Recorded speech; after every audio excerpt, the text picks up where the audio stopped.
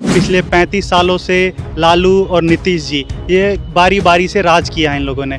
तो अगर बिहार की दुर्गति है तो ये किन लोगों के कारण हुई है? इन लोगों के कारण ही हुई है। 20 साल राज करने के बाद भी वो दिखाते हैं कि आरजेडी और महागठबंधन ने पहले क्या किया है। वो इस बात पे क्यों नहीं चर्चा करते कि उन्होंने क्या 20 साल में विकास किया है।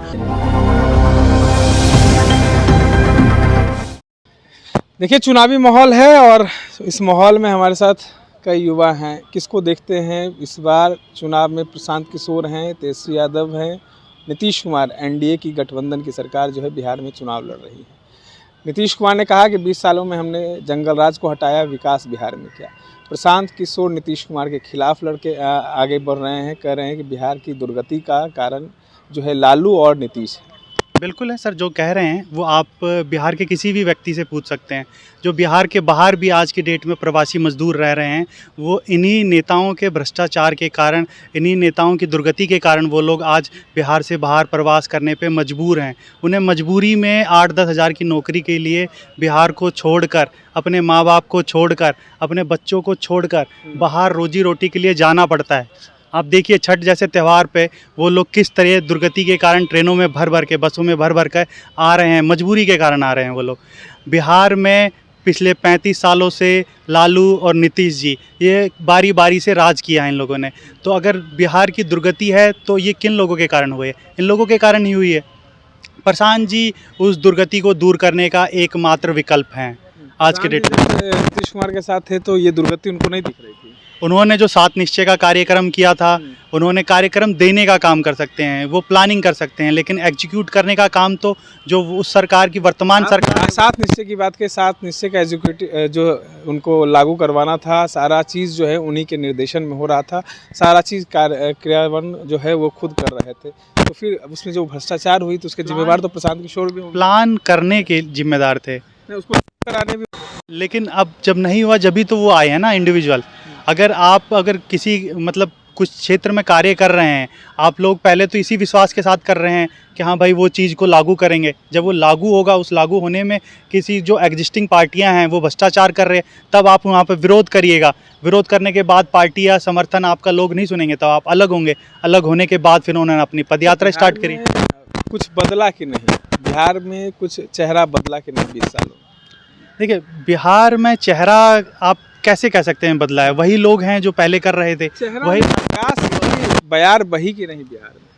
देखिए, लालू राज में जो विकास का स्तर था वो माइनस चला गया था, नेगेटिव स्तर पे चला गया था। नीतीश राज में वो आया है, बट वो उतनी स्पीड से नहीं आया जो 2000 के बाद बिहार को छोड़कर दूसरे राज्यों में हुए हैं। जैसे अगर आप साउथ के राज्यों में देखें तो वहाँ पे जो डेवलपमेंट की गति हुई है, नॉर्थ इंडिया में हुई हैं, वो उस तरीके से यहाँ पे हम लोगों को नहीं मिल पाया है। तो यहाँ पे एक हमें अच्छे मतलब मानसिक रूप से जिनका विचार हो, जो बिहार को बदलने के लिए प्रण कर रहे हों, जो पलायन को रोकने की बात कर रहे हों, यहाँ पर पूर्ण रूप से बिहार को आगे जी। एक सवाल है, आप युवा हैं, क्या लगता है कि बिहारियों की गलती है और इस तमाम चीज़ों को झेलने में? बिल्कुल ही, कहने के लिए तो बिहार के हर एक नौजवान, हर एक बुजुर्ग यहाँ पे परिपक्व हैं, सब समझदार हैं, लेकिन जब इलेक्शन की बारी आती है तो कहीं ना कहीं उनका मत किसी एक तरफ चला जाता है। और जैसे अभी हम देख रहे हैं कि बिहार में 15 साल पहले किसी और पार्टी ने राज किया लगातार, फिर 20 साल एक पार्टी ने राज किया। तो ये जो पैटर्न है जिसमें आप एक ही व्यक्ति को, एक ही पार्टी को बार बार आप जिताते जा रहे हैं, वो काम कर रहा हो नहीं कर रहा हो, होना ये चाहिए हमारे अंदाज से कि आप 2 पार्टियों को वोट दो, तब तक दो जब वो काम कर रही है। जब काम करना बंद करे तो आप उनको बदलो, और तभी बदलाव होगा, तभी विकास होगा। जैसे आप अभी पूछ रहे थे कि नीतीश जी के सरकार में विकास हुआ है कि नहीं हुआ है, तो सब इससे मोटा मोटी मुझे लगता है कि सारे लोग इससे वो मानेंगे कि हाँ, जब नीतीश जी आए थे तो पहले 5 साल उनकी प्रयास बहुत अच्छी रही थी, कुछ विकास हुआ भी हमारे बिहार में। अगले 5 साल उसकी रफ्तार धीमी होगी और पिछले 10 साल से एकदम धीमी पड़ी हुई है। विकास ना कि लालू यादव के समय जो है रोड पर लोग नहीं चलते थे, रातों में सड़कें नहीं थी, अस्पताल बंद रहते थे, शिक्षा व्यवस्था चरमराई हुई थी, लेकिन तब पर भी गरीब गुरबों को आवाज़ उन्होंने दिया। हाँ, एक मतलब व्यक्ति विशेष की बात है जो लालू जी ने किया है, वो कुछ समुदाय के लोगों को किया आज को मजबूती देने का काम किया था लालू यादव ने। नीतीश जी ने कुछ विकास किया है, सड़कें बनवाई हैं, लेकिन सड़क बन जाने से राज्य का विकास नहीं हो सकता। तो नीतीश जी या चलिए मैं किसी व्यक्ति विशेष पे कमेंट नहीं करूँगा, बट किसी भी पार्टी का अगर हम बिहार में देखें तो नहीं आपके पास एक एमएनसी है, नहीं बड़ी फैक्ट्रियाँ हैं, कोई एक ऐसा एमएनसी नहीं है जिसमें 10,000 20,000 लोगों को आप यहाँ पे जॉब देने की काम कर सकते हैं। यहाँ बस चलती हैं तो ट्रेनें चलती हैं जो बिहार से लोगों को उठा के दूसरे राज्यों में, गुजरात, तेलंगाना, बेंगलोर जैसे, कर्नाटक जैसे राज्यों में ले। आज नीतीश कुमार भी कई रैली कर रहे हैं, मोदी भी रैली कर रहे हैं, लेकिन उनका टारगेट सिर्फ 15 सालों का जंगल राज है।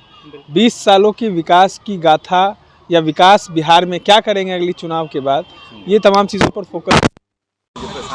कई बार बोलते हैं, हर एक बार ये बोलते हैं कि बिहार में जो राजनीति है ये दो ही तरीके से होती है, या तो कुछ आरजेडी के सपोर्टर्स हैं या तो उनके अगेंस्ट है।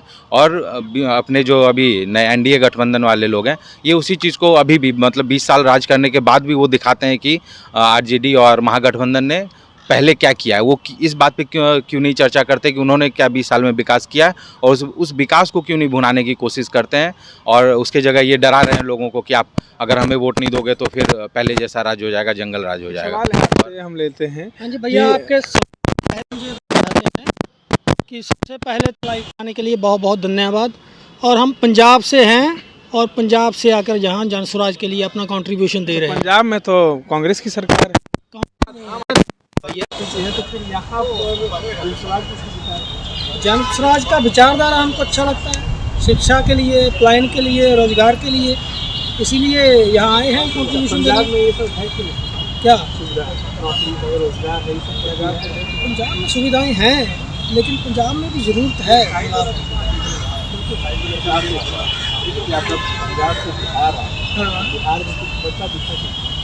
अभी बदलेगा ना, वो तो बदला 14 के बाद।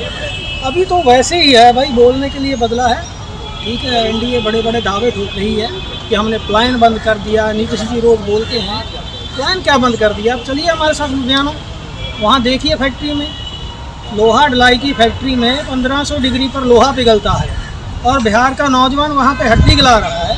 क्या प्लान बंद कर दिया? ऐसे गुजरात में है, ठीक है ना, तमिलनाडु में चली गई, हर जगह यही त्रासदी है बिहार। कुछ बंद नहीं होगा, क्या प्लान वैसे है, चल रहा है। ये तो बड़े बड़े दावे ठोके। जिम्मेदार जहाँ का प्रशासन है, सरकारें हैं, और कौन है? जनता नहीं। अरे जनता विश्वास कर लेती है भाई नेता पे, उसके बाद उसके साथ कोई विश्वासघात कर रहा है तो जनता क्या करे? इस बार ये जात पात वाला जो ठप्पा है, जो पूरी मीडिया हर बार ये प्रचार करती रहती है कि जात पात के नाम पर वोट आ रहा है, ये नहीं रहेगा इस बार। आप देखेंगे 14 तारीख के बाद 150 से पार जनस्वराज लेके आएगी, तो ये बात साबित हो जाएगी। 5 नए जो वादे हैं वो किए हैं, और 20-20 हज़ार रुपये लोगों को जो है रोजगार देने वाले हैं। महिलाओं को जो है वो कहीं ना कहीं ऋण देंगे। तेजस्वी यादव ने कहा कि हम ऋण नहीं, हम 30,000 रुपये को जो है मुनासिब जो है वो पैसे देंगे, तो इससे कोई आगे काम। आप लोग ऋण देने की बात करते हैं, वही एनडीए सरकार ने भी ऋण देने की बात की है। भैया वो सिर्फ बातें करते हैं। प्रशांत किशोर जी बोलते हैं डाटा के आधार पर, जो प्रशांत किशोर जी बोले हैं वो इम्प्लीमेंट होगा, वो सिर्फ जुमले नहीं हैं, जुमले वाला काम नहीं करते हैं प्रशांत जी। सरकार बनेगी, सरकार बिल्कुल बनेगी, क्यों नहीं बनेगी, बिल्कुल बनेगी। बिहार का बजट 3,000 करोड़ का है। अगर कोई पार्टी ये कहती है कि हम 3 लाख करोड़ की है, तो अगर कोई पार्टियां ये कहती हैं कि हम फ्री में ये दे देंगे, फ्री में वो दे देंगे, तो उनके साथ उनको ये भी बताना चाहिए कि उनको फ्री में देने के लिए बाकी फंड्स का व्यवस्था वो कहाँ से करेंगे। ये बात तो आप नीतीश कुमार की तरह कर रहे हैं। नीतीश कुमार ने जब तेजस्वी यादव से कहा था कि रोजगार कहाँ से लाएंगे, रोजगार भी हुआ, उसके बाद नीतीश कुमार ने 9 लाख रोजगार भी दिए। जितना उन्होंने वादा किया तो उतना तो नहीं दे पाए रोजगार। अब वादा करेंगे 10 लाख दे देंगे, 20 लाख वादा किया था कि रोजगार हम देंगे। अभी नीतीश कुमार ने कहा था कि रोजगार कहाँ से लाएगा, तो लेकिन उसके बाद तो रोजगार की बरसात की उन्होंने। जैसे हम सभी जानते हैं कि सरकारी व्यवस्था में अगर जॉब मिल सकता है, रोजगार मिल सकता है, तो 2 से 3% लोगों का ही मिल सकता है। अगर दे दिया है तो जितने सीट्स तो ऑलमोस्ट फुल हैं या कहीं वैकेंट होंगे, तो उतनी ही संख्या में नहीं जितना अभी तेजस्वी जी आके बोलते हैं कि हर एक परिवार से एक व्यक्ति को हम जॉब देंगे। वो कहाँ से देंगे? तो उनको जॉब देंगे, उसके साथ ये भी बताएं कि वो पैसे कहाँ से लाएंगे इस चीज़ के। अगर ये बता देते तो जनता संतुष्ट हो जाएगी, हमारे जैसे लोग तो संतुष्ट नहीं हैं। कोई ब्लूप्रिंट होगा ना, कोई रोड मैप होगा किसान के। नहीं बिल्कुल है, सारे रोड मैप्स हैं। प्रशांत जी जब भी बात करते हैं कॉन्क्लेव्स में, इंटरव्यूज़ में, वो रोड मैप भी बताते हैं कि कैसे क्या करना है। जैसे दारू चालू करने की बात करते हैं, उससे 20-22 हज़ार करोड़ का नुकसान है बिहार सालाना, तो उस पैसे को यूज़ करेंगे हम लोग यहाँ पे साधन संसाधन देने के लिए, रोजगार देने के लिए। जब प्रशांत जी बात करते हैं कि हम महिलाओं को ऋण देंगे, तो ये नहीं बोलते हैं कि हम फ्री में बांट देंगे, वो बोलते हैं कि हम निम्न जो इंटरेस्ट रेट है 4% का, जो कि बैंक में कहीं ना कहीं आपका 8%, 10%, 12%, इवन 16-20% तक का रेट लगता है। अलग अलग बैंकों में अलग अलग पैटर्न से जाते हैं, तो बोलते नहीं वो ऋण हम 4% उपलब्ध कराएंगे। तो उससे ये होगी कि जो रोज़गार सच्चे दिल से जो रोज़गार करना चाहते हैं वो अप्लाई करेंगे, उनको उनसे सुविधा मिलेगी और वो काम करेंगे और सरकार को पैसा भी वापस देंगे, तो फंड भी बढ़ेगा बिहार गवर्नमेंट का। उतना लोड भी नहीं पड़ेगा कि आप फ्री में बांटे जा रहे हैं और सरकारी खजाना खाली करते जा रहे हैं। जहाँ तक यहाँ से हमने विकास देखा है, जहाँ तक हमने देखा है, जैसे प्रशांत किशोर बिहार में एक ऐसे हैं जो लालू यादव से हटकर राजनीति, लालू यादव के नाम पर वो वोट नहीं किसी को मांगते हैं, ना ही 15 साल के जंगलराज की बात है, वो सिर्फ जो है विकास की बात है।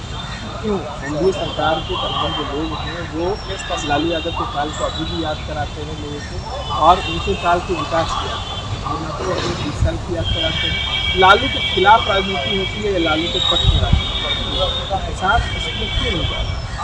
ये प्रशांत जी भी बोलते रहते हैं कि यहाँ पे वही एक ही तरीके की राजनीति हो रही है जो आप बता रहे हैं। प्रशांत इसमें इसलिए नहीं जा रहे हैं और एनडीए इसमें क्यों जा रही है, क्योंकि एनडीए के पास दिखाने के लिए होता है कि हमने ये विकास किया, तो उस विकास को दिखा के लोगों को बोलते कि चलिए हमने यहाँ फैक्ट्री लगवा दी, यहाँ पे कंपनियाँ खुलवा दी, आप इसके आधार पर हमें वोट दीजिए ताकि हम और अच्छा काम कर पाएँ। उन्होंने कुछ किया नहीं है। और जब प्रशांत जी अभी फील्ड में हैं तो वो मुद्दों की राजनीति करते हैं, वो बात करते हैं कि यहाँ पे कैसे रोजगार दिया जाएगा लोगों को, यहाँ पे कैसे शिक्षा दिया जा सकता है, शिक्षा कैसे देगी उसका रोड मैप भी बता रहे हैं वो कि कैसे कैसे एक साल में हम लोग स्कूल्स डेवलप करेंगे, किस किस क्षेत्र में करेंगे।